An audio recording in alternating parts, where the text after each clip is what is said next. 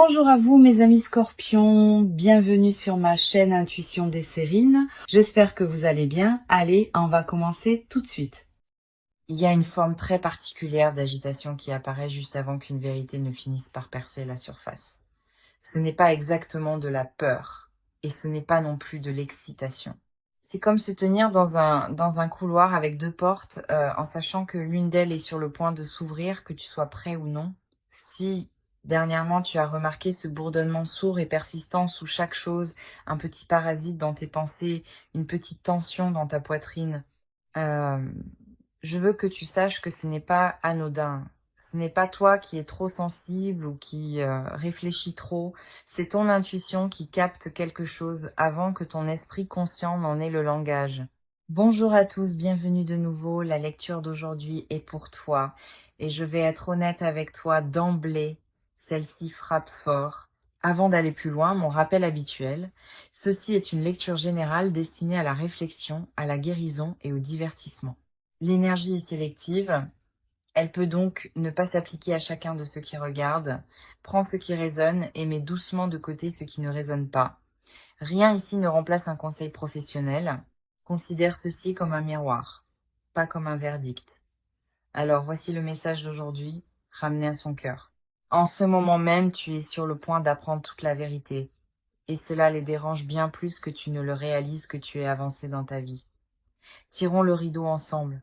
Je viens de terminer de battre le jeu et maintenant je le sépare en 10 tas distincts, un pour chaque partie de cette histoire. Je vais tirer la toute première carte du dessus de chaque tas. Aucune sélection, aucune reprise, juste ce qui veut remonter en premier. Cette méthode garde la lecture honnête.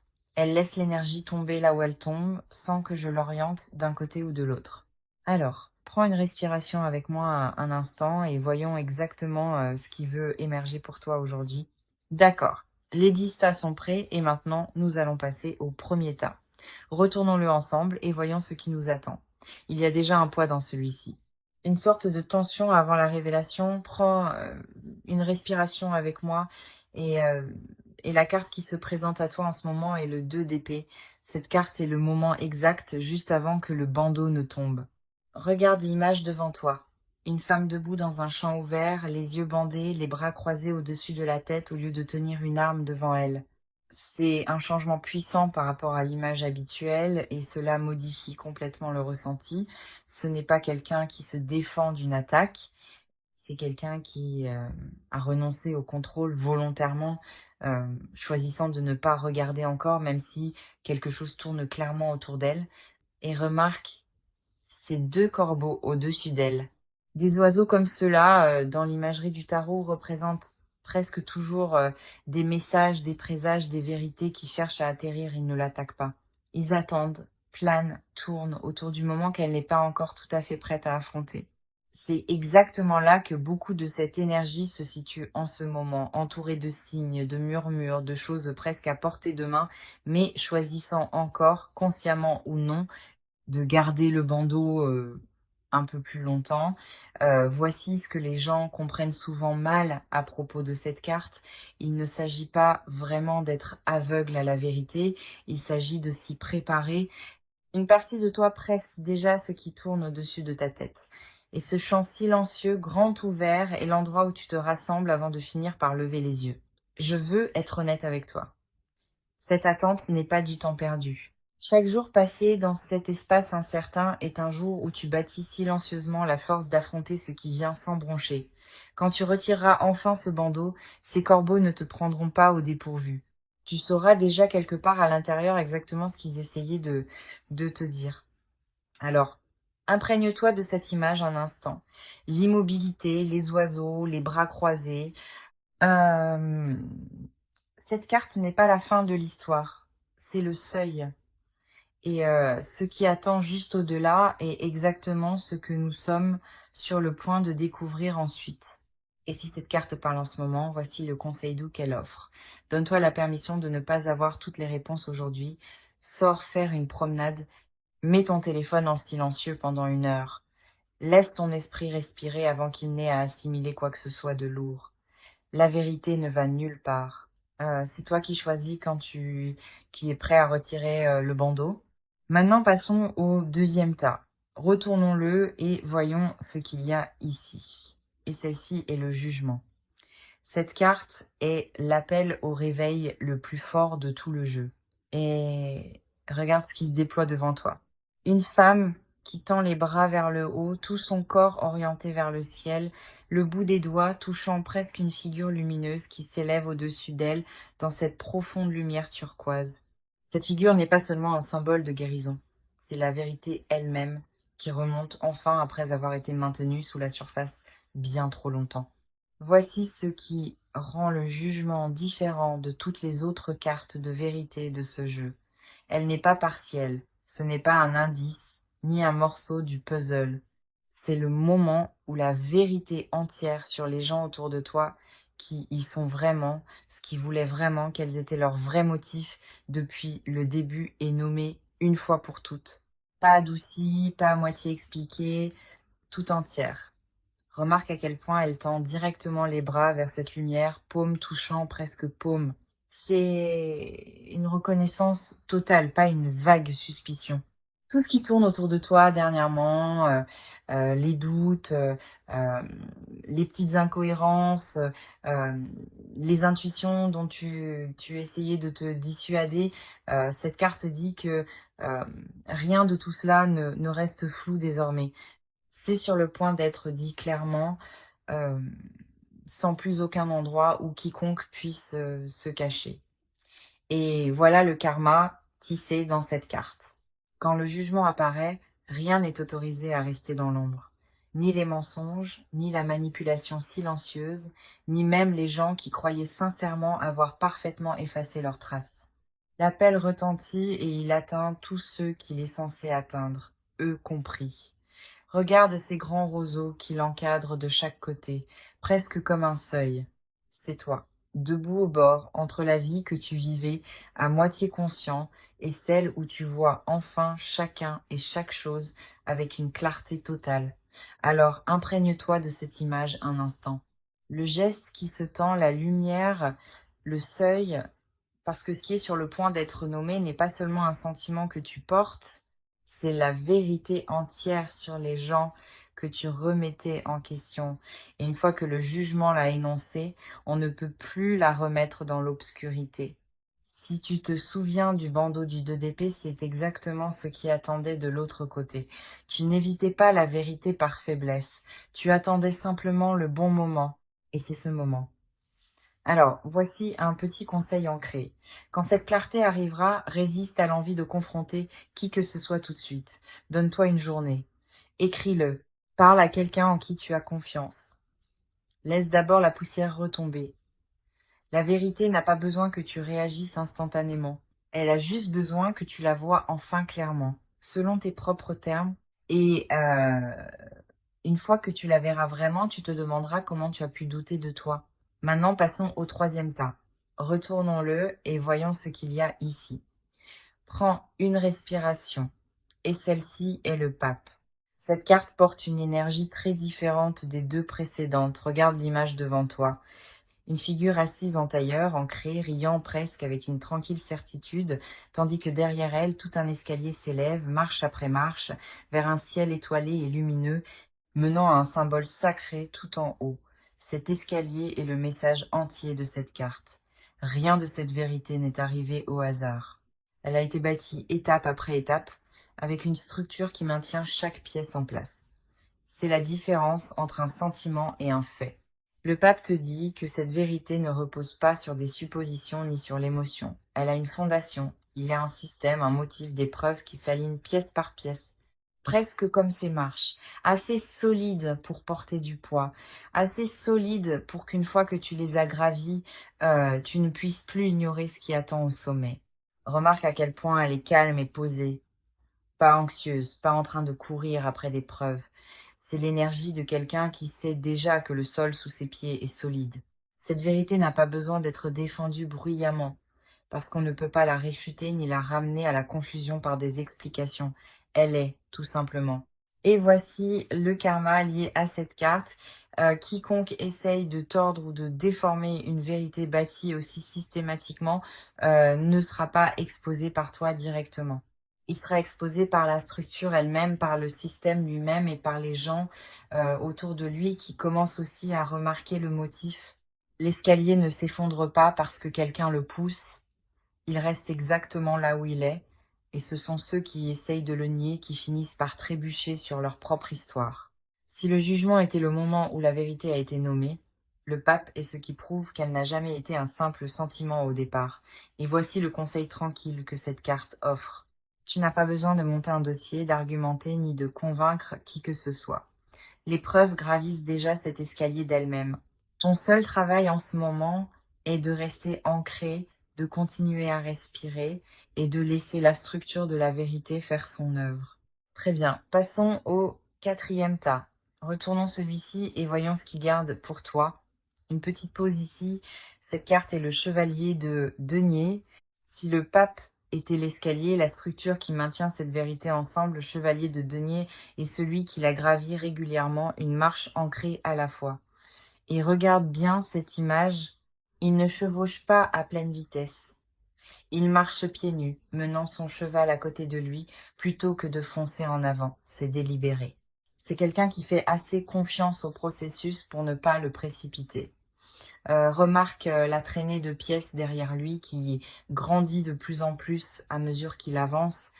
Euh, c'est pas anodin non plus. Cela représente tout qui se met en place progressivement. Chaque pièce un peu plus claire, un peu plus solide que la précédente. Euh, cette vérité ne fait pas irruption dans ta vie d'un seul coup. Elle arrive par fragments, petite au début, puis indéniablement entière au moment où elle t'atteint. Voici ce qui rend cette carte si puissante pour toi en particulier. Tu ne paniques pas à travers ce processus, comme cette figure, calme, pieds nus, sans hâte. Tu gères ce qui se déroule avec une constance que l'autre personne n'a jamais attendue. Ils ont supposé que ton silence signifiait que tu ne faisais pas attention. Ils ont pris ta patience pour de l'ignorance, ils avaient tort. Pendant qu'ils croyaient qu'ils avaient encore le temps, tu collectais déjà chaque pièce le long de ce chemin, une pièce à la fois, avec une précision qu'ils n'avaient jamais prévue. Au moment où ils réaliseront à quel point tu comprends réellement, toute la traînée derrière toi sera déjà complète. Et voici le karma tissé dans cette image. Remarque qu'il n'a pas besoin de se presser, pas besoin de forcer le cheval à avancer. Tout ce dont il a besoin marche déjà à côté de lui, se rassemble déjà derrière lui. Il n'y a aucune précipitation vers la confrontation ici, parce que chaque pièce se met en place exactement au moment où elle est censée le faire. Alors, prends une respiration avec celle-ci. Laisse-la te rappeler que lent ne veut pas dire inconscient. Parfois, les vérités les plus complètes sont celles qui sont recueillies silencieusement, pièce par pièce, pas nu après pas nu, jusqu'à ce que tout le chemin derrière toi finisse par prendre sens. Et le conseil que cette carte te laisse est simple. Continue de marcher à ton propre rythme. Ne laisse l'urgence de personne t'entraîner à précipiter une conclusion avant d'être prêt. Aie confiance que chaque pièce que tu as tranquillement rassemblée le long du chemin forme déjà une image complète. Et quand tu regarderas enfin cette traînée derrière toi, tu verras à quel point tu savais réellement depuis le début. D'accord, passons au tas numéro 5. Retournons celui-ci et voyons ce qui attend. Cette carte est le mat. C'est la carte qui change tranquillement tout le ton de cette lecture. Et je veux être prudent avec elle, parce que le mat ne te traite pas d'insensé, loin de là. Cette carte pointe droit sur eux, sur la façon dont ils t'ont vu depuis le tout début. Ils ont regardé ton ouverture, ta disposition à faire confiance, ta patience avec les gens, et l'ont prise pour de la faiblesse. Ils ont supposé que parce que tu accordais le bénéfice du doute, tu ne remarquerais jamais rien, ne questionnerais jamais, ne rassemblerais jamais les pièces. Ils ont vu quelqu'un de facile à exploiter. C'était leur erreur de calcul fondamentale. Et tout ce qui remonte en ce moment, toute la vérité que nous traversons avec ces cartes, prouve exactement à quel point ils avaient tort. Ton ouverture n'a jamais été de la naïveté, c'était de la patience. Il y a une différence entre quelqu'un qui ne voit pas et quelqu'un qui choisit de continuer à observer silencieusement avant de dire quoi que ce soit. Voici le karma tissé dans cette carte. La personne qui sous-estime son adversaire est toujours celle qui est frappée le plus fort quand la vérité éclate enfin. Ils ont passé tant de temps à supposer que tu étais le dernier au courant. Ils ne se sont jamais préparés à la version de toi qui comprenait déjà bien plus que tu ne le laissais paraître. Alors, si tu ressens cette tranquille justification en ce moment, autorise-toi à la ressentir. Tu n'as pas été lent à comprendre. Tu choisissais simplement ton moment et ce moment arrive maintenant, juste à temps, et voici le conseil doux que cette carte te laisse. Résiste à l'envie de dire « je te l'avais bien dit ». Tu n'as pas besoin d'annoncer ta propre habileté. La vérité parlant d'elle-même est plus puissante que n'importe quel mot que tu pourrais y ajouter. Laisse leur surprise être leur propre leçon à méditer pendant que toi tu continues simplement d'avancer. Déjà plusieurs pas devant. D'accord, le tas numéro 6 est le suivant. Voyons ce qu'il y a en dessous. Et celle-ci est le chariot. Regarde cette image, un instant avant même que nous parlions de sens. Une figure perchée au sommet du chariot, non pas assise rigidement, les rênes en main, mais accroupie, en équilibre, complètement maîtresse, sans avoir besoin de rien serrer fermement. En dessous, 2 chevaux, un blanc, un noir, tirant vers l'avant ensemble à travers l'eau, sous ce ciel dramatique et lumineux. Ce contraste entre les 2 chevaux est essentiel. 2 forces opposées qui se déplacent dans la même direction, au même rythme, parce que tu as appris à les diriger toutes les deux. C'est toi, en ce moment, avançant avec une vitesse et une détermination qui ne peuvent tout simplement pas suivre. Remarque à quel point il paraît sans effort là-haut. À quel point il n'y a aucune tension visible, aucune prise crispée sur les rênes. C'est le vrai message de cette carte. Tu ne te ferais pas un chemin vers l'avant par la seule force de la volonté. Tu as trouvé ton équilibre entre les parties opposées de toi-même, la partie qui se souvient encore et la partie qui s'éloigne déjà. Ils ne peuvent pas arrêter ce mouvement. Ils ne peuvent même pas vraiment le comprendre. Et, euh, et cette confusion est exactement ce qui les ronge le plus.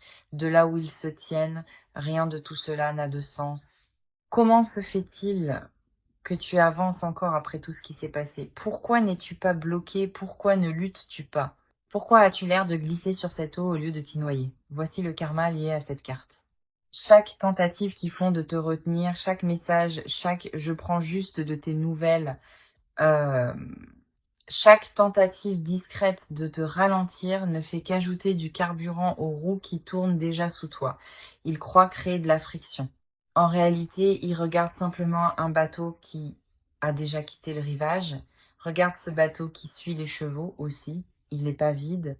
Quoi qu'il transporte, les souvenirs, les leçons, la version de toi qui a traversé tout cela, cela vient avec toi. Ce n'est pas laissé derrière en morceaux. Tu n'abandonnes pas ton passé. Tu le tires en avant avec toi, intégré, équilibré, avançant comme un tout. Alors laisse cette image reposer en toi un moment. La figure accroupie, les 2 chevaux avançant comme un seul, l'eau en dessous, à peine troublée par la fluidité avec laquelle ils glissent dessus, parce qu'en ce moment tu es exactement cela. Inarrêtable, non par la force mais par l'équilibre. Et le conseil que cette carte offre est simple, mais facile à oublier au milieu d'un mouvement rapide.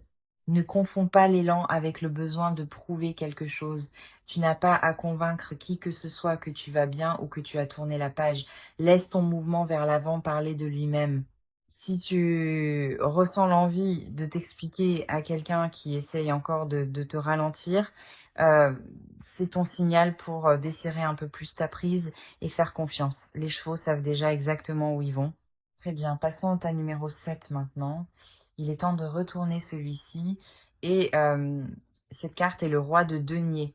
Regarde au-delà de la pièce un instant et remarque ce qui entoure cette figure. Des étagères sur des étagères de livres qui remplissent toute la pièce derrière lui. C'est la vraie richesse que cette carte désigne. Pas seulement l'argent, pas seulement la stabilité, mais tout ce que tu as tranquillement rassemblé en chemin pour arriver ici. Chaque leçon difficile, chaque erreur que tu n'as pas répétée 2 fois, euh, chaque once de clarté que tu as gagné à la dure, heu, c'est toi en ce moment.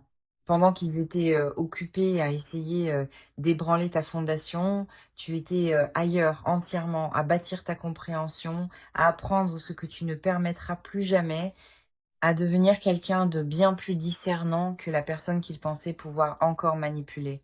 Ce genre de richesse n'est pas visible au premier coup d'œil, mais c'est le genre qui dure. Remarque à quel point il paraît détendu, reposant dans une pièce pleine de tout ce qu'il a appris, la pièce tenue mollement, presque comme une pensée après coup. C'est l'énergie de quelqu'un qui ne met pas sa croissance en scène pour qui que ce soit. Il sait déjà ce qu'il sait. Il n'a pas besoin d'un public pour le confirmer. Et voici le karma lié à cette carte. Les gens qui ont essayé de te maintenir petit n'ont jamais tenu compte de tout ce que tu grandirais pendant qu'ils étaient occupés à te sous-estimer. Chaque saison difficile que tu as traversée n'a pas été gaspillée.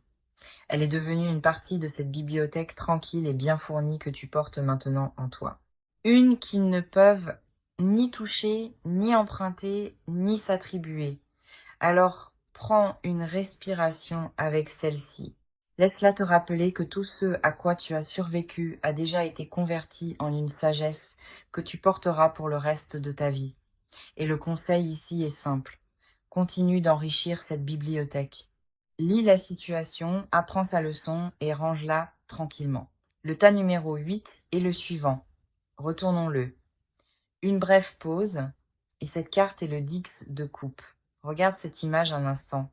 Deux personnes assises tout près l'une de l'autre, les bras enlacés, euh, regardant des enfants courir librement le long du rivage, tandis qu'un arc-en-ciel de coupe s'arc au-dessus d'elles comme quelque chose de mérité et non de donné. Cet arc-en-ciel n'est pas une décoration. C'est la récompense émotionnelle après une tempête.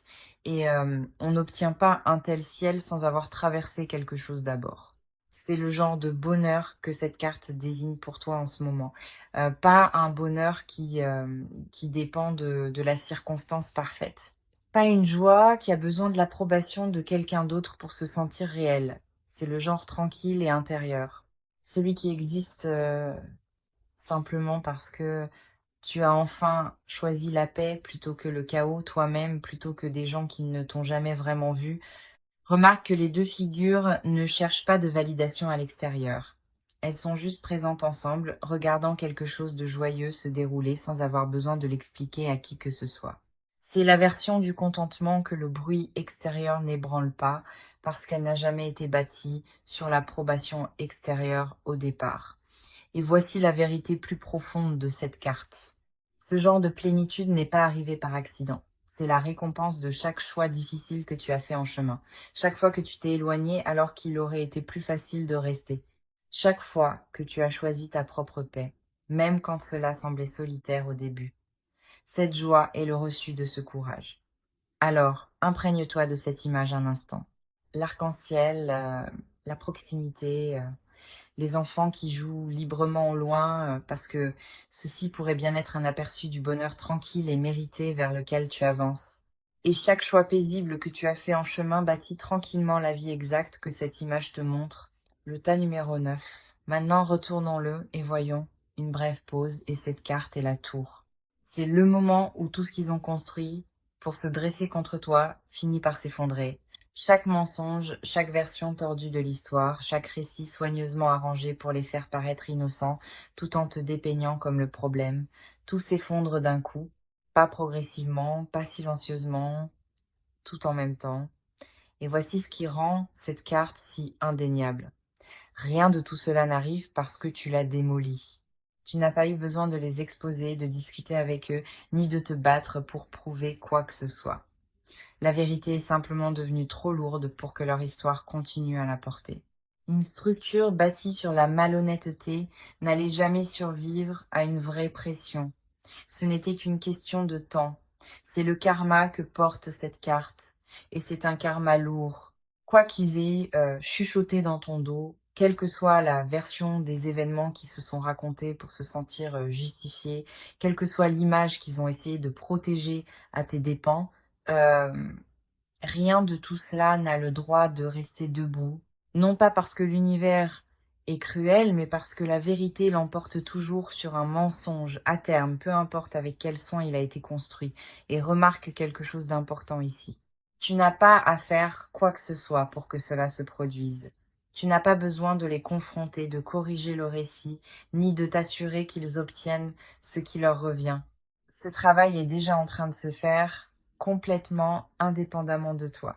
Ton seul rôle dans cet effondrement est simplement d'exister de l'autre côté, indemne, déjà en train d'avancer. Alors, laisse cette carte se poser un instant.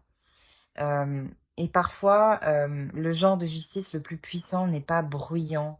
Il n'a pas besoin de ton implication du tout. Il a juste besoin de temps. Et que la vérité fasse enfin ce à quoi les mensonges ne pouvaient jamais survivre. Et maintenant, le dernier tas. Retournons celui-ci ensemble. Une profonde respiration avant la révélation. Et la dernière carte est le roi de coupe. C'est la carte finale et elle pourrait bien désigner l'un des genres de karma les plus puissants de tout ce tirage, alors qu'ils sont peu être encore pris dans la frustration, incapables de comprendre pleinement pourquoi rien de ce qu'ils ont fait n'a réussi à t'ébranler. Euh, cette carte suggère que tu as le potentiel de te tenir dans un lieu de véritable maîtrise émotionnelle.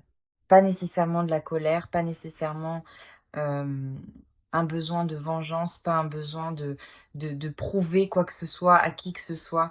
Ce genre de calme, si tu peux le trouver, ne serait pas passif. Il ne signifierait pas prétendre que tout va bien. Il serait quelque chose de plus proche d'une paix méritée. Le genre qui pourrait venir de tout ce que nous avons traversé aujourd'hui. La patience du chevalier de denier, l'équilibre du chariot, la force tranquille qui se construit sous tout cela. Le roi de coupe montre peu être simplement où ce voyage est capable de mener si tu le laisses faire. Et voici quelque chose qui mérite réflexion. Si tu es capable d'accueillir ce moment avec constance plutôt qu'avec réaction, il pourrait ne rester que peu de choses que quiconque puisse utiliser contre toi. La rage ou l'effondrement pourrait donner à quelqu'un d'autre quelque chose à pointer du doigt, mais une paix tranquille et ancrée a tendance à ne rien laisser à quoi s'agripper. Cette carte semble suggérer que maîtriser tes propres émotions au milieu d'une tempête peut te placer dans une position plus forte. Non pas parce que tu essayes de gagner quoi que ce soit, mais parce que tu ne te bats plus pour quelque chose que tu possèdes peu, est déjà à l'intérieur de toi. Alors prends cette dernière carte davantage comme une invitation que comme une conclusion, une direction vers laquelle avancer à ton propre rythme, à ton propre moment. Et un petit conseil ici, avant de réagir à quoi que ce soit, marque une pause de 10 secondes d'abord, respire, laisse l'impulsion se calmer, puis choisis ta réponse avec intention. Cette pause est souvent l'endroit où la véritable maîtrise émotionnelle commence tranquillement. Alors, chère âme, si tu as traversé tout ce tirage avec moi aujourd'hui, du bandeau du 2 d'épée jusqu'à la force tranquille du roi de coupe, le message est clair. La vérité est déjà en mouvement, qu'ils y soient prêts ou non. Tu n'as pas besoin de la poursuivre, de la forcer, ni de dépenser une once d'énergie de plus à essayer de faire comprendre quoi que ce soit à qui que ce soit. Continue simplement de marcher sur le chemin où tu es déjà, lentement, régulièrement, pièce par pièce, pas à pas. Laisse la structure se tenir d'elle-même. Laisse la tour tomber d'elle-même. Et que ta paix soit la seule preuve que tu aies jamais à offrir. Comme toujours, prends ce qui a résonné avec toi aujourd'hui et laisse derrière toi ce qui n'a pas résonné. Cette lecture est destinée à la réflexion et à la guérison, non à remplacer ton propre jugement ni un accompagnement professionnel. Si une partie de ceci t'a touché, écris le mot ancré dans les commentaires ou dis-moi simplement quelle carte a le plus touché juste chez toi. Je les lis tous. Et si tu es nouveau ici, appuie sur s'abonner pour ne pas manquer ton prochain message. Merci beaucoup d'avoir passé ce moment avec moi aujourd'hui. Et cela signifie vraiment beaucoup que tu aies choisi de t'asseoir avec cette lecture. Prends soin de toi, sois doux avec ton cœur et je te retrouve dans la prochaine vidéo. À bientôt.